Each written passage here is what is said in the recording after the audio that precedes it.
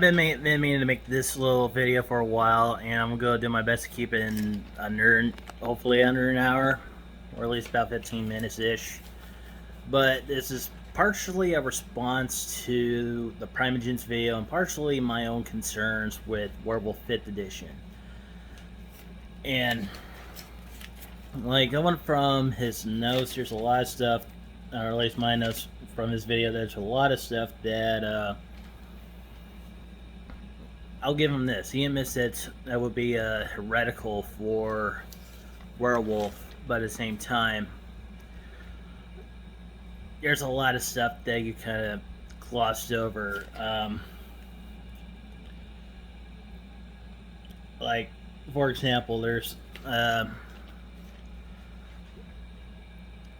like you kind of glossed over, like he glossed over the auspices, which the auspices are meant to be kind of like a guide.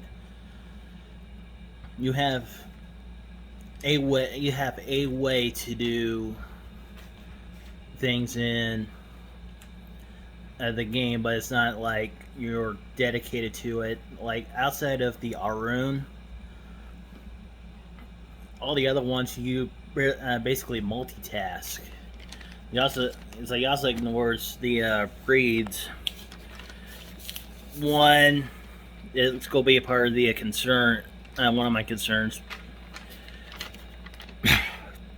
But one I'm like to address is his view of lupus, which this is where I kind of halfway agree on, because on the one part he says that the lupus shouldn't be like automatically spiral, like the most gnosis of the breeds, which I see the logic. But if you remember from the ghost specials where they featured animals and they're like staring at the middle of nowhere, or even like the corner of the room, to start going, I actually do get the logic behind the lupus being more spiritual, because they would be able to sense out that there is a ghost in that corner, or there is something going on over there. It may look like nothing, but there's something going on over there. Let's see. I'll go look back here to. He also doesn't get wolf dynamics, like actual. This I would probably like blame. I would say TV on that, because it's kind of like if you ever watch Shark Week. Like most of the stuff where you actually do legit scientific work is like usually early in the morning, even at like roughly around like 5 a.m. to noonish, where all the actual educational stuff, then everything from noon till midnight are all the sensational stuff of basically shark attack, shark bites, and I will admit the Megalodon special was entertaining. It was more out of, they should have been labeled as a docudrama. Granted, Animal Planet did the same thing with mermaids, but at least with mermaids, I had that enough skepticism to go, okay, this is a docudrama. This is a well-made one. I'm actually thoroughly convinced that any possibility. Kind of like also with their Dragon special. But, alright, how his, alright, he also does a thing about the triad, the Wild, the Weaver, and the Worm. That it should be down to 2 and not 3. Here's the thing. There's a problem. Granted, it's easier with 2 because there's 2 forces of chaos and one of order. But riddle me this: what happens when there's too much order? I have my own personal theory that some people agree on, but if you think about it, the Weaver is not just order. The Weaver is also stagnation. Stagnation is what happens when something that's supposed to go on just keeps going and going and going and going. It's kind of like the Changeling Apocalypse. It's not like world ending. It is literally death by boredom. That is stagnation. There's not, and trust me, it's like everybody has experienced stagnation once in a while. That's why there's usually like dead end jobs or even just a tax that's basically you're doing the same thing over and over and over again. Like I got one of those jobs myself, but at least I got wildlife to look at from time to time.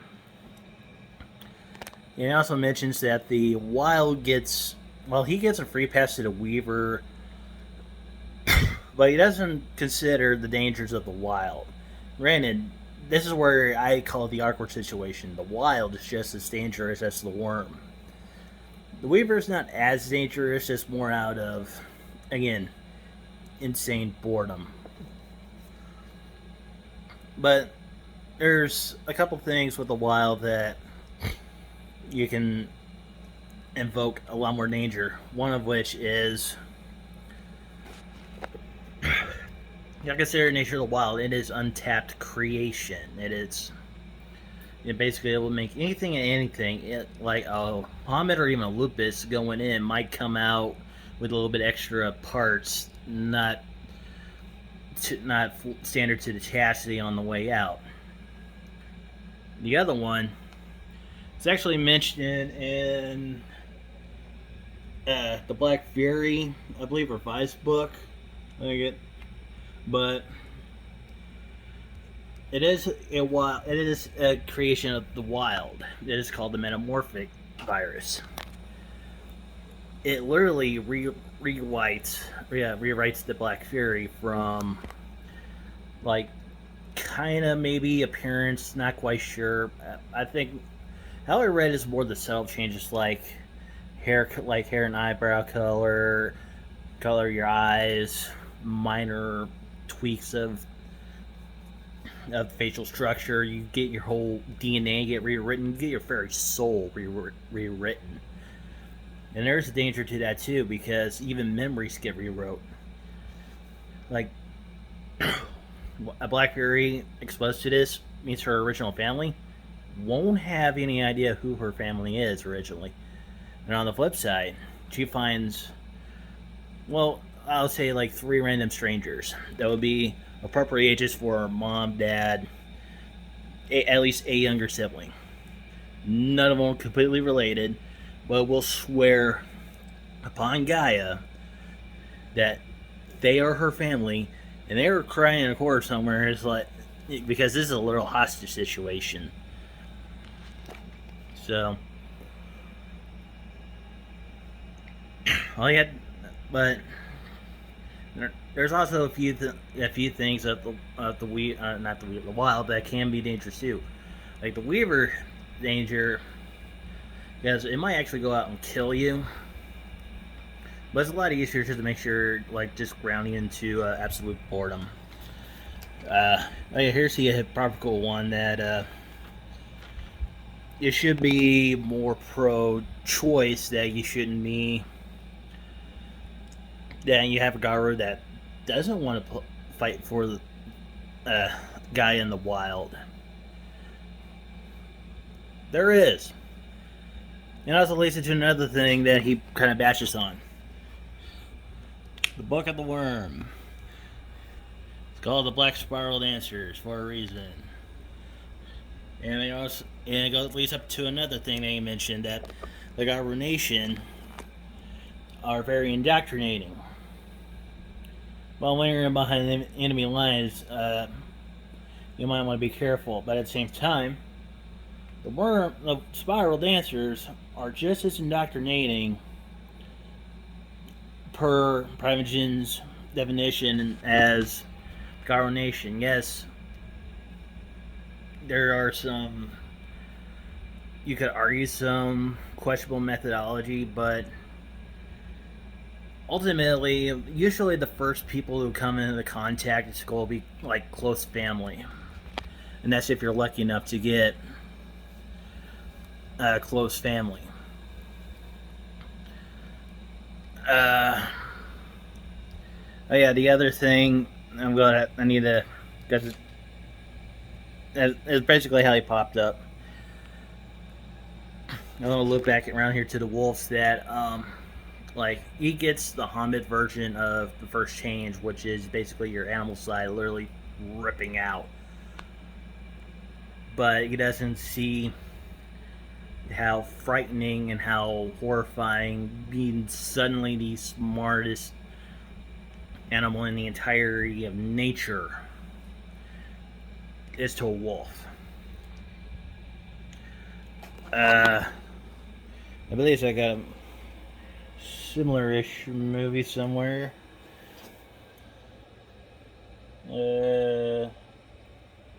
Ah. I would argue the wolves in here would have human-like intelligence, but at the same time, I would be like, there's a reason why I would suggest that like the Isle of Dr. Monroe should be on the book list because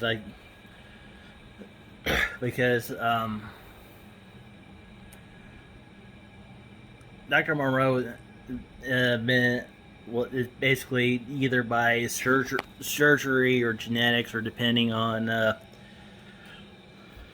your personal interpretation of the book, has been uplifting animals to human, not only human intelligence, but the humanly frame.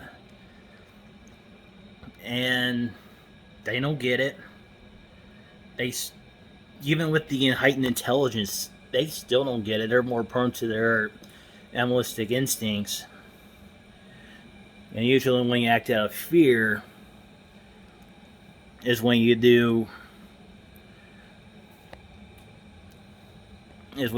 tend to be more dangerous.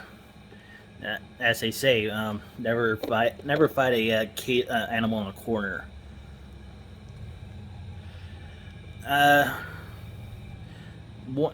There's one he did that I would say I see where he's coming from because he played vampire. Everybody knows that in vampire there's actually a morality mechanic, and werewolf doesn't. I had a friend of mine say that you technically get need morality, which, yeah, like I would argue that you do need morality, but you don't need a mechanic for it in werewolf, because it's about how you interpret the litany. This is how you interpret what you consider your personal honor code, and what you perceive wise. Like, there's a thing I would do in the book where if somebody goes, how do I figure out morality? It's simple. You look to the litany, read the quotes, read the thing for how to gain glory, not glory, honor and wisdom. Glory can take care of itself, but that's how you figure out the litany, and that's be another thing you're mentioning up here. Going with his things, with his list of concerns. Number one, he feels that conviction should be the reason why you change. And then you can open up possibilities like a Pintech CEO suddenly switching sides to Gaia, which, well, here's the thing. If we're going to do it by lottery, Mage, Changeling, Hunter, possibly Demon, I think there was like one more that does on chance. No, but it just not dawned on me. Exalted. All these are by Lotto. But Exalted aside, because it's its own fantasy setting. Riddle me this, Batman.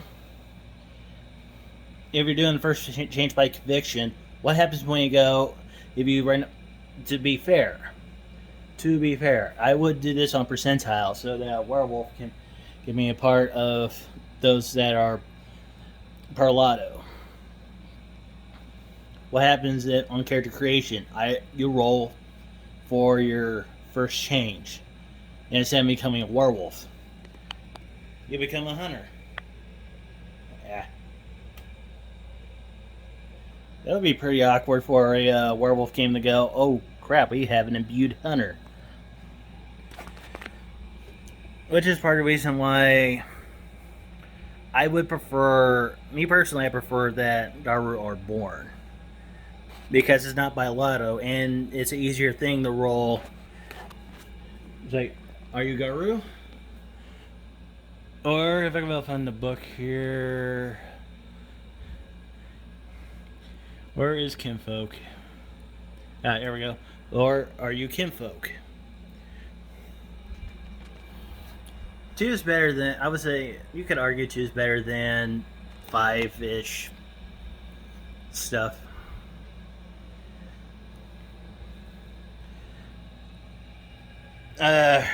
Secondly, patron spirits.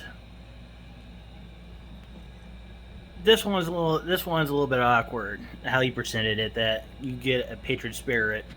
He does acknowledge the existence of kin fetches, but completely ignores pack totems, or even the special background called spirit heritage, where you have a parent or ancestor, depending on how strong you want the connection to be to the spirit, roughly around like maybe great ancestor 10 to the power of 15 removed. It's like having a patron spirit and being a part of a pack is going to be awkward, mainly because of the pack totem. If you have if you go with spirit heritage, that's not as awkward because spirit heritage allows you to better interact with spirits, especially with, like, the pack totem's not going to mind. In fact, if you're like, you can act your pack totem while your spirit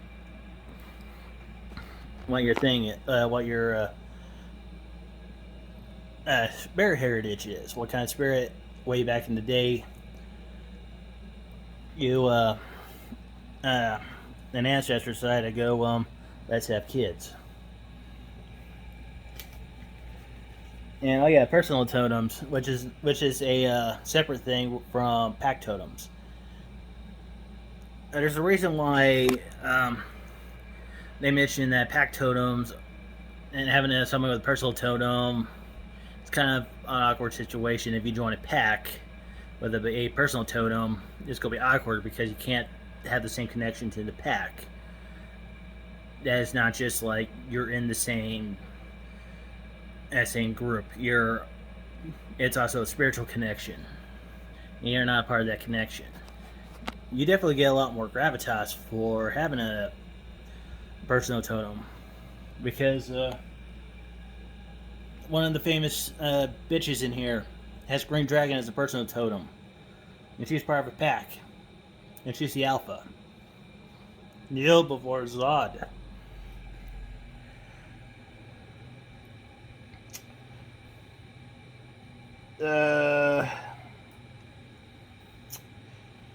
Issues with camps and tribes. Yeah, this one's okay.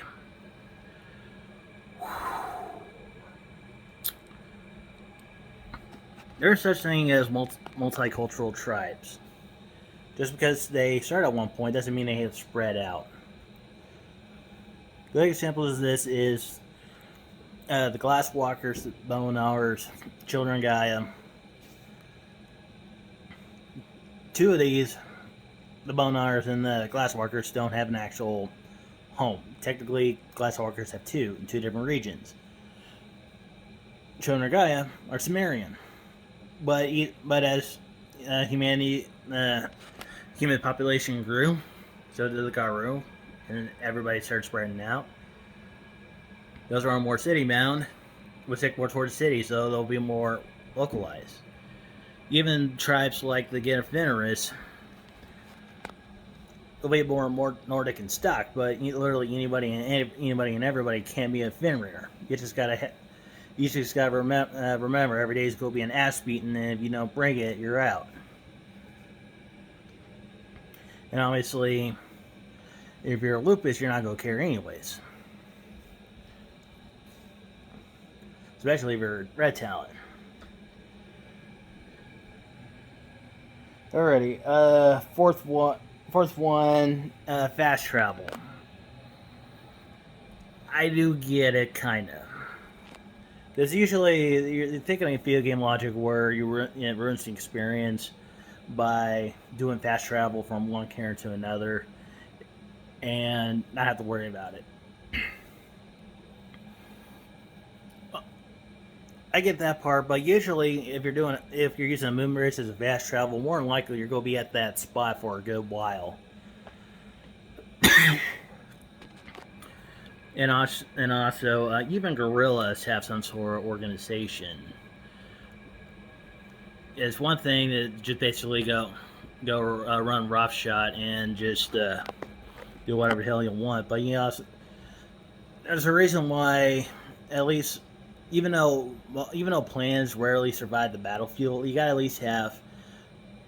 All right, we gotta do A, B, and C. B, you can do whatever you want, just to make, as long as you're able to at least do A, B, and objectives A, B, and C. We're good. Don't have to worry about like you absolutely have to do this, because adaptability and survivability just name the game. Especially when you're out in the wilds or wherever either God sent you or wherever the worm needs to be expunged. And oh yeah, one of the things he also ignores that there are always spies everywhere.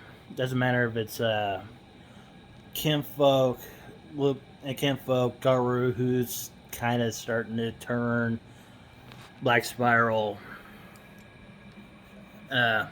mortal spirits. You can still do guerrilla operations. You just gotta remember that stuff. You gotta make sure you keep stuff on the down low, which is part of the reason why, in my personal campaign, that the pack is basically their home base is a summer camp, and as a summer camp where initially is meant to be the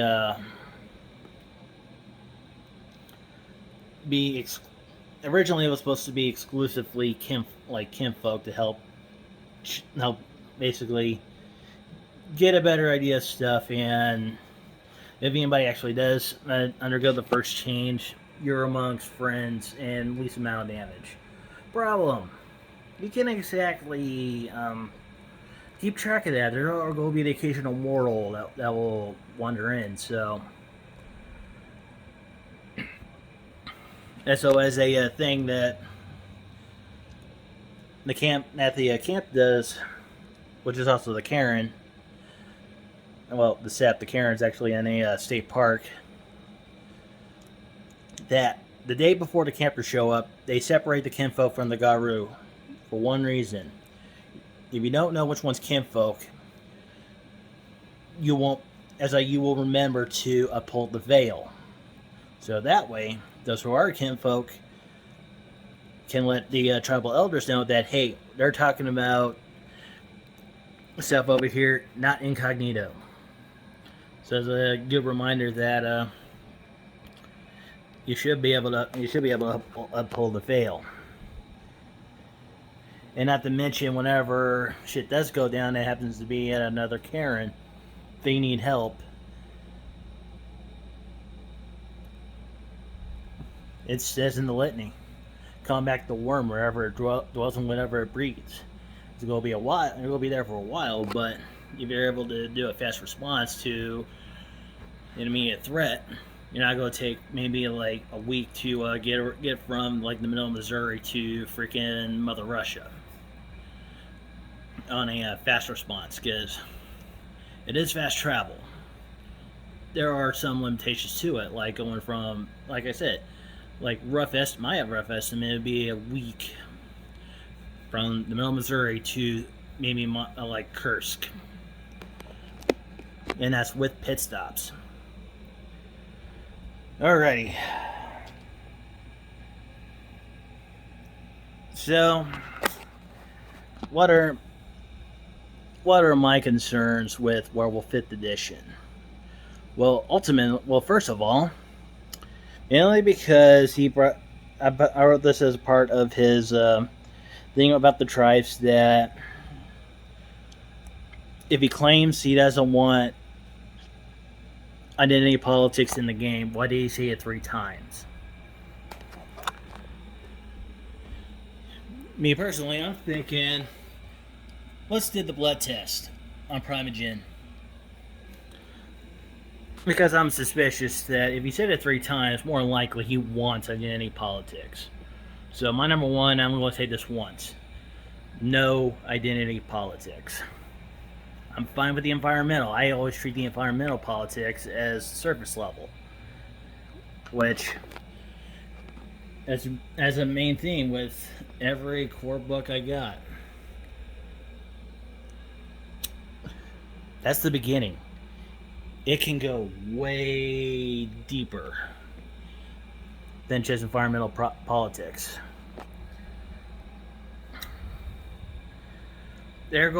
My second concern, they're going to eliminate 2 tribes and 2 breeds. I'll get the breeds out of the way first. They're going to eliminate lupus, because not a lot of people can get how to do a hyper intelligent wolf or a hyper intelligent animal. So yeah, I am going to throw in the other shapeshifters for this one,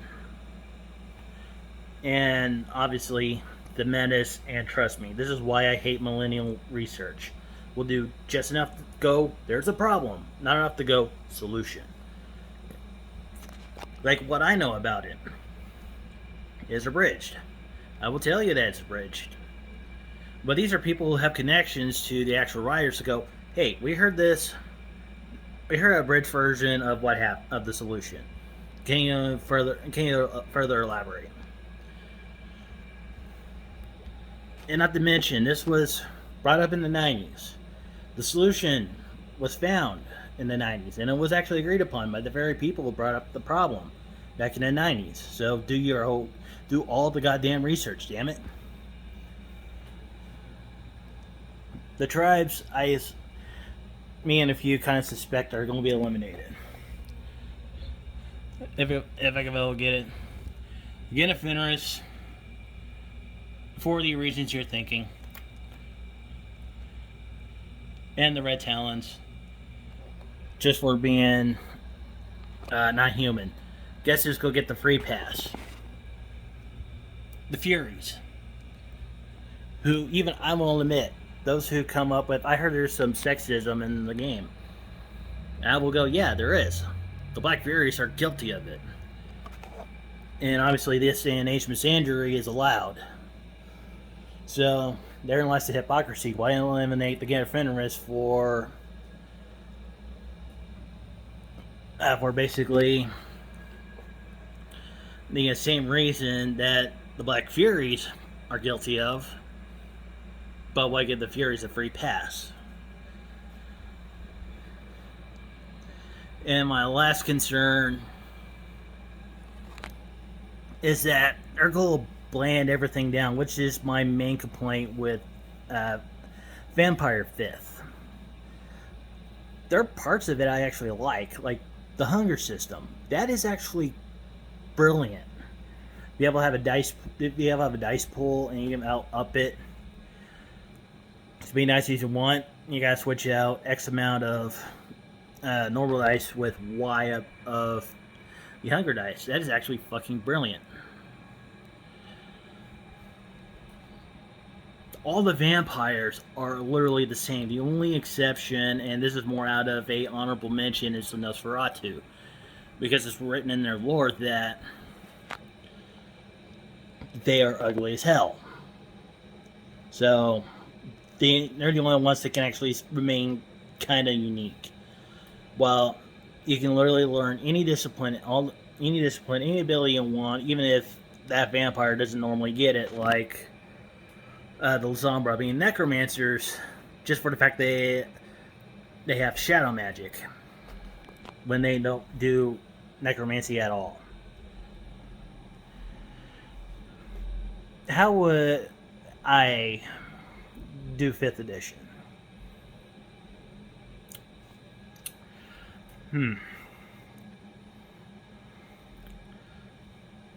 First,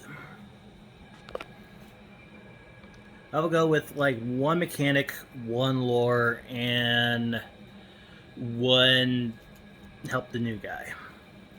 Let's do it with help the new guy first. How do you do personal morality without a mechanic? Essentially, it is the old math riddle. For our example, the wolf, the sheep, the grain. You gotta get all three to cross without letting the one eating its preferred food item. And there is a flip side to this, which is the second Simpson solution of wait long enough, the problem will solve itself and the wolf eats everything.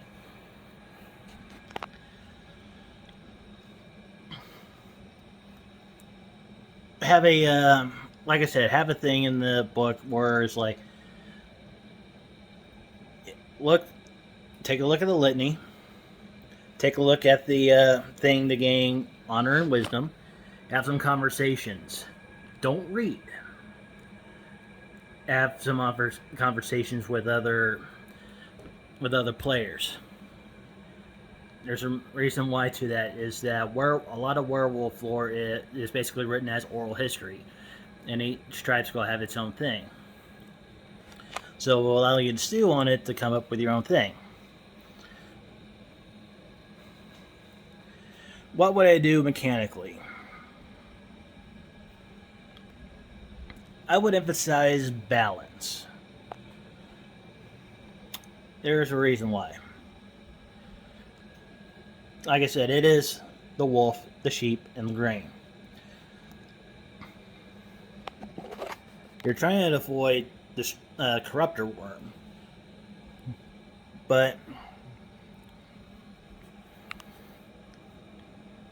there's a possibility of renewal. Try to come up with a new thing for renewal.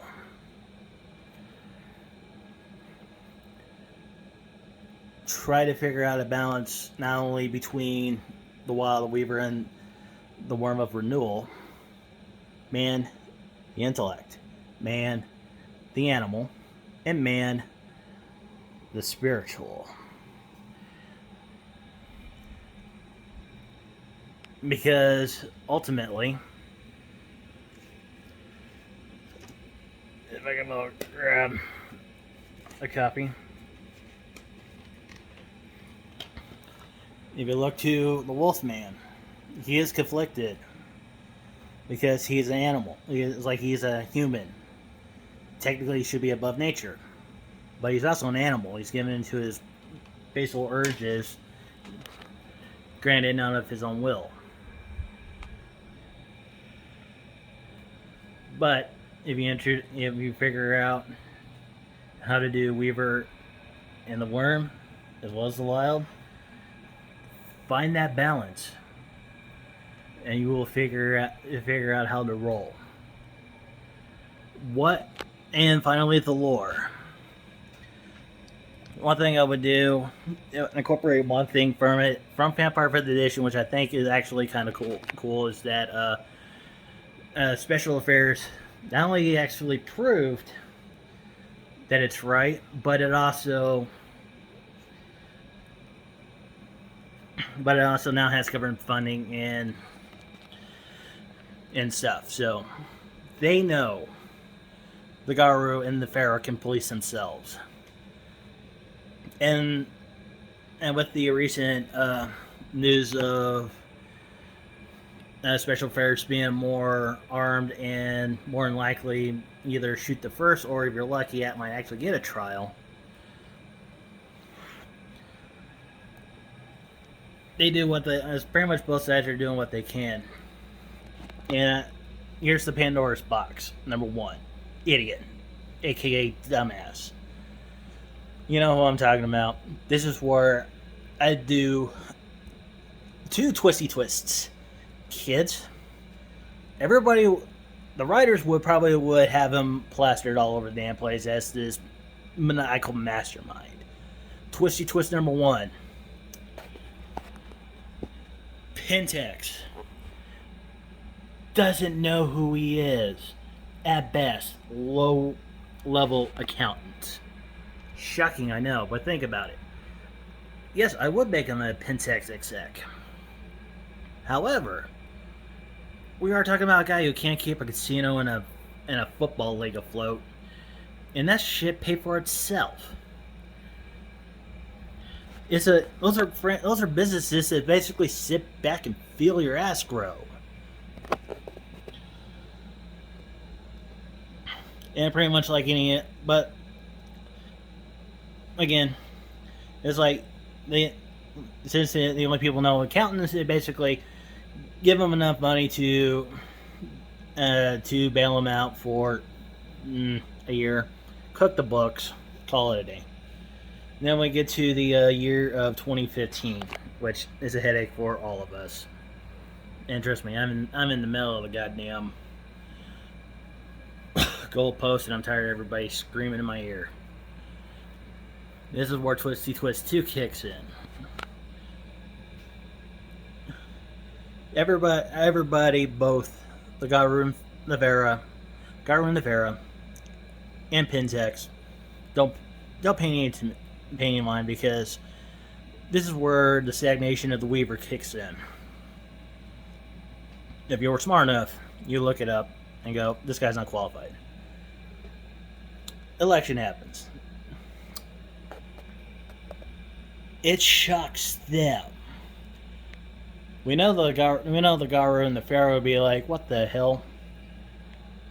They would be having enough spick takes to fill out 3 sub-levels of basement when the higher-ups finds out that, wait, he's on payroll?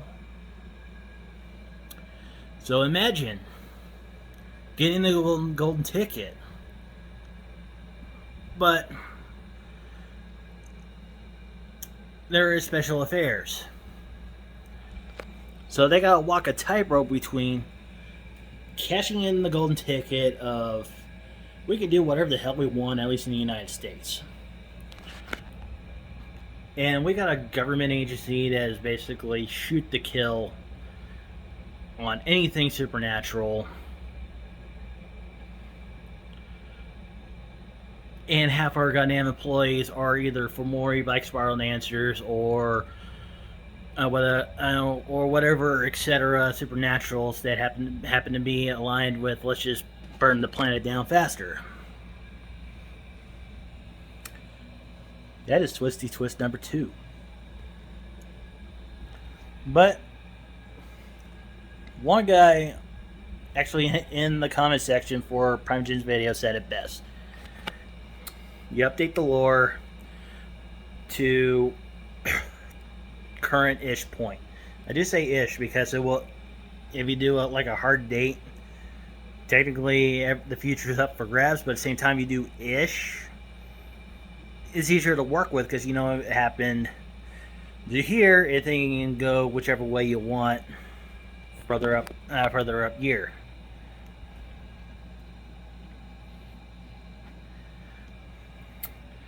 Update the mechanics.